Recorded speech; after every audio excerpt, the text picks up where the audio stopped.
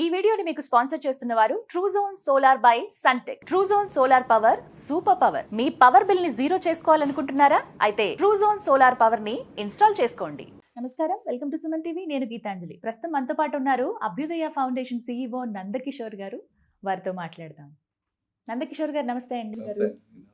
మనకున్నటువంటి దేవాలయాలు ఎంతో అద్భుతమైనటువంటి శక్తి కేంద్రాలు అని చెబుతారు. అవి ఏంటి, అక్కడ ఉన్నటువంటి ఎనర్జీని మనం ఎలా అందుకోగలుగుతాము, తెలియనటువంటి కోణంలో తెలియచేస్తారా మా అందరికీ? అసలు అక్కడ ఉన్నటువంటి శక్తి ఏంటనేది. ఈ వైద్యాలయాల్లో మాకు ఫస్ట్ మేము విన్నది, అక్కడ జనాల దగ్గర మాట్లాడే పూజారుల దగ్గర వీళ్ళ దగ్గర మేము తీసుకునే దాంట్లో కరుంబేశ్వర, తిరుకరంబేశ్వర, వెన్నుకరంబేశ్వర టెంపుల్ అని ఒకటి ఉంది. ఇది వచ్చి తిరుచి దగ్గర ఉంది, తమిళనాడులో ఉంది. ఇక్కడికి వెళ్తే డయాబెటిక్ తగ్గిపోతుంది. కరుంబేశ్వర అంటే తమిళ్లో ఏంది, చెరుకుతో చెరుకు రసంతో. మీరు అక్కడ టెంపుల్ పైన ఇమేజెస్ చూస్తే కూడా శివుడు చెరుకు రూపంలో అక్కడ నిక్షిప్తమైంది. అందుకే అది వెన్ను కరంబేశ్వర టెంపుల్ అన్నారు. ఈ కరంబేశ్వర టెంపుల్లో మేము విన్నది బయట ఎలా విన్నాము, జనాల దగ్గర విన్నాము. అక్కడికి వెళ్ళి అక్కడ చెరుకు రసం తాగంగానే, అక్కడ తర్వాత చీమలకి మీరు చక్కెర ప్రసాదం పెట్టంగానే, ఆ చీమలు అవి తినంగానే మీ HB1 వాల్యూస్తో పాటు అన్నీ తగ్గిపోతున్నాయి అన్నారు. ఎలా, హౌ? మాకు వినడానికి చాలా విచిత్రంగా ఉంది. డయాబెటిక్స్ ఏంది, అందులో షుగర్ కేన్ జ్యూస్, ఎంత తీపి పదార్థం, దానికి అసలు ఎక్కడ లాజికల్గా కూడా మ్యాచ్ కాదు. సో ఎలా జరుగుతుంది అని మేము పర్సనల్గా అక్కడి నుంచి కుక్కీ నుంచి డైరెక్ట్గా అక్కడికి వెళ్ళిపోయి చూస్తే వెరీ చిన్న గ్రామం. ఇది కూడా మనం అనుకున్నంత పెద్ద టెంపుల్ కాకుండా ఒక మధ్య రకంగా ఉంది టెంపుల్. అక్కడ టెంపుల్ చూడంగానే మాకు ఓకే, ఏం అర్థం కాలేదు. ఓకే, దాన్ని ఇంకా అక్కడ కూర్చున్నాం, ఒక 1 వీక్ కూర్చున్నాం. అక్కడ అడిగితే టెస్ట్ మోనియల్స్ వచ్చిన వాళ్ళందరూ ఏముంది, మేము బెంగళూరు నుంచి వచ్చాం, ఢిల్లీ నుంచి వచ్చాం, అక్కడి నుంచి వచ్చాం సార్. ఇక్కడ రాగానే ఏదో ఒక 5 ప్రదక్షిణలు తిరగంగానే, ఇక్కడ 11 ప్రదక్షిణలు తిరగంగానే, ఈ విభూది మేము ఇంటికి తీసుకెళ్ళి 21 రోజులు వాడంగానే మాకు HB1 వాల్యూస్ 7-8 ఉండేది, మాకు నార్మల్ అయ్యింది. ఎలా అయిందో మాకు అర్థం కావడం అంతా స్టార్ట్ చేసాం. సో మేము ఇంకా రీసెర్చ్ తీసి స్టార్ట్ చేసాం. మాకున్న స్టాండర్డ్ దీంట్లో అసలు ఈ ఆలయంలో ఏముంది. ఫస్ట్ పాయింట్, ఇది హై ఎలక్ట్రోమాగ్నెటిక్ ప్లేస్లో ఉంది. సో ఫస్ట్ అక్కడ రాగానే, ఆ టెంపుల్లోకి అడుగు పెట్టంగానే ఆటోమేటిక్గా ఆజ్ఞా చక్రాలు ఏవైతే ఉన్నాయో దానికి సంబంధించినవి యాక్టివేట్ అవుతాయి. సో దాంట్లో ఇంకొంచెం డీపర్గా చూడంగానే సుషుమ్న నాడి అని ఉంటుందండి మన దాంట్లో. ఈ సుషుమ్న నాడి ఆలయ ప్రాంగణంలో రైట్ సైడ్ మన గుడికి లోపలికి వెళ్ళేటప్పుడు ఒక ప్రదేశంలో నిలబడుకోగానే ఆ నాడి యాక్టివేట్ అవుతుంది. ఆ నాడి యాక్టివేట్ అవడం వల్ల మెడికల్ బెనిఫిట్స్ ఏంటి అంటే, కార్టిసాల్స్ లెవెల్స్ ఏదైతే ఉన్నాయో, హై ఇన్ఫ్లమేషన్స్ ఏదైతే ఉన్నాయో, ఏదైతే మన బాడీ ఇంబ్యాలెన్స్లో ఉందో అవన్నీ బ్యాలెన్స్ జరుగుతుంది అక్కడ నిలబడుకున్న 5 నిమిషాలకి, 5 మినిట్స్. సో ఇవి ఆటోమేటిక్గా మన బాడీలోకి ఎంటర్ అయ్యి అవి ఆటోమేటిక్గా హీలింగ్ అనేది స్టార్ట్ అవుతుంది ఆ ప్రదేశంలో. సో రెండోది ఏంది, అక్కడ నందికి ఆ ధ్వజస్తంభానికి మధ్య ఒక గ్యాప్ ఉంది. ఆ గ్యాప్లో మీరు వెళ్ళి నిలబడుకోవడం వల్ల ఆటోమేటిక్గా మీ ఆజ్ఞాచక్రం అనేది యాక్టివేట్ అవుతుంది. ఈ యాక్టివేట్ అవ్వడం వల్ల దానికి సంబంధించిన మెడికల్ బెనిఫిట్స్ ఏమేమైతే ఉన్నాయో ఆ మెడికల్ బెనిఫిట్స్ కూడా దానికి వస్తుంది.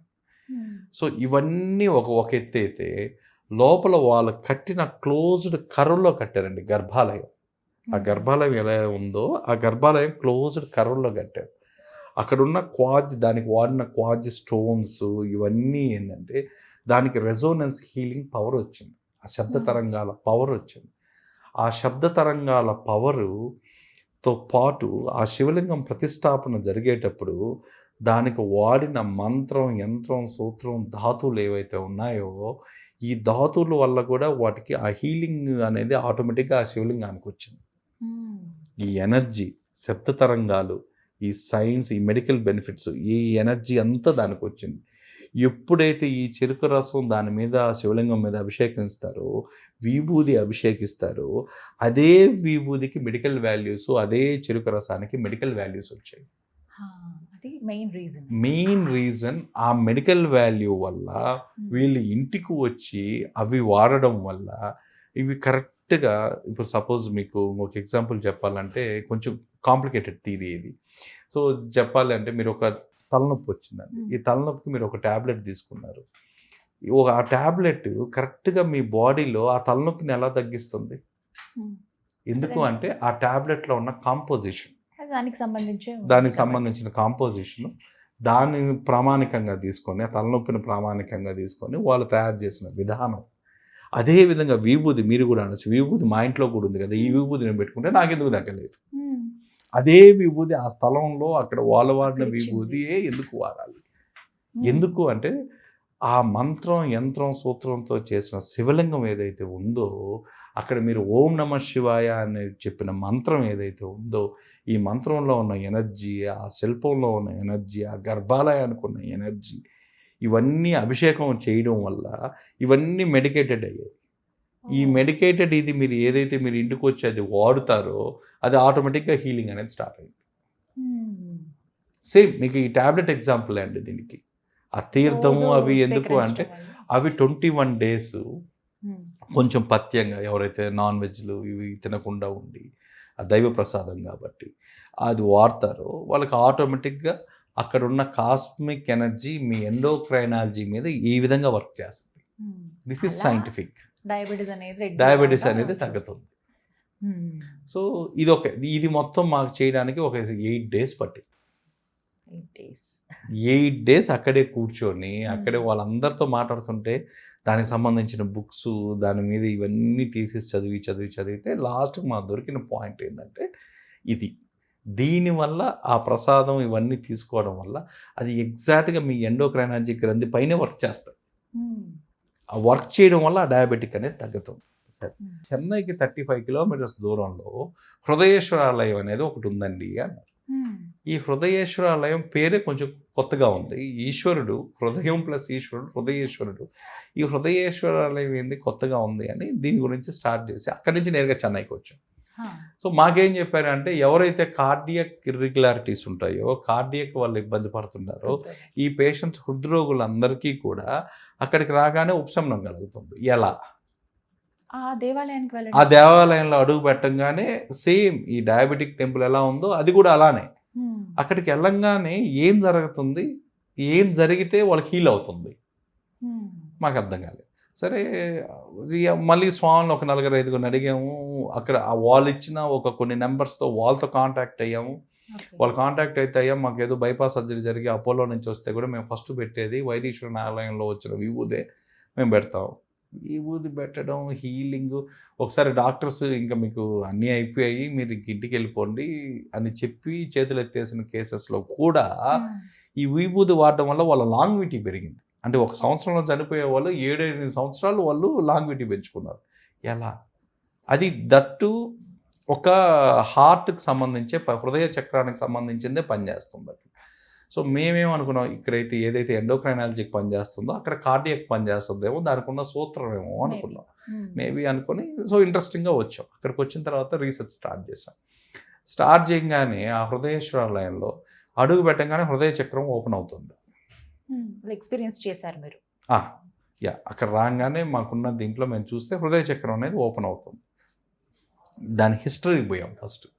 అసలు ఇది ఎలా వచ్చింది ఈ హృదయేశ్వరాలయం అనేది వస్తే ఆ హృదయేశ్వరాలయం పాత కథల్లో కానీ చూస్తే పూసలార్ అనే ఒక భక్తుడు ఉండేవాడు. అతను ఒక సాధువు.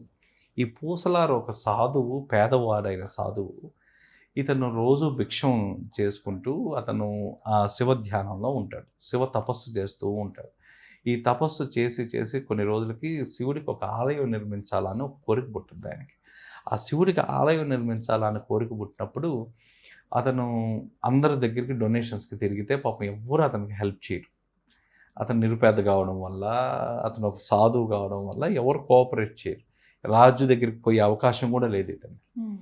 సో ఇతను ఏం చేస్తాడు, ఒక 2-3 సంవత్సరాలు తిరిగిన తర్వాత ఫ్రస్ట్రేట్ అయ్యి ఇరిటేట్ అయ్యి సో ఇతను ధ్యానం చేసుకుంటూ ఇతను తపస్సు చేయడం స్టార్ట్ చేస్తాడు. ఆ ధ్యానంలో ఇతను ఒక ఆలయ నిర్మాణం జరుగుతున్నట్టు ఊహించుకుంటుంటాడు. ప్రతిరోజు ఆలయ నిర్మాణం జరుగుతున్నట్టు, కూలోళ్ళు వచ్చి పనిచేస్తున్నట్టు. సో రోజు ఇట్లా అనుకుంటా 1 సంవత్సరం రోజులు ఆ విధంగా అతను కల్లో ఉంటాడు. ఇంకా ఆలయ నిర్మాణం అంతా పూర్తి అయిపోయింది అనుకున్నప్పుడు అతను ఏం చేస్తుంటే శివుడినే పిలుస్తాడు. సో స్వామి నువ్వే రావాలి, ఈ ఆలయ ఓపెనింగ్కి, అంటే హృదయంలో కట్టుకున్న ఆలయానికి నువ్వే రావాలి అని. అదే టైంలో శివుడు అతనికి ప్రత్యక్షమయ్యి కల్లో చెప్తే, అదే టైంలో ఆ రాజ్యాన్ని పరిపాలించే రాజసింహుడు అని ఉంటాడు. ఆ రాజసింహుడు రాజుకు కూడా కల్లో కనిపిస్తాడు. నా నా నా ప్రియమైన భక్తుడు ఎవరైతే ఉన్నాడో అతను హృదయంలో కట్టుకున్న శివాలయానికి ఆ ఓపెనింగ్కి నేను వెళ్తున్నాను అంటాడు. రాజు షాక్. అసలు ఎవరు పూసలారు, ఎవరిది, వాడు హృదయంలో కట్టుకున్న ఆలయానికి సాక్షాత్ పరమేశ్వరుడు రావడం అని.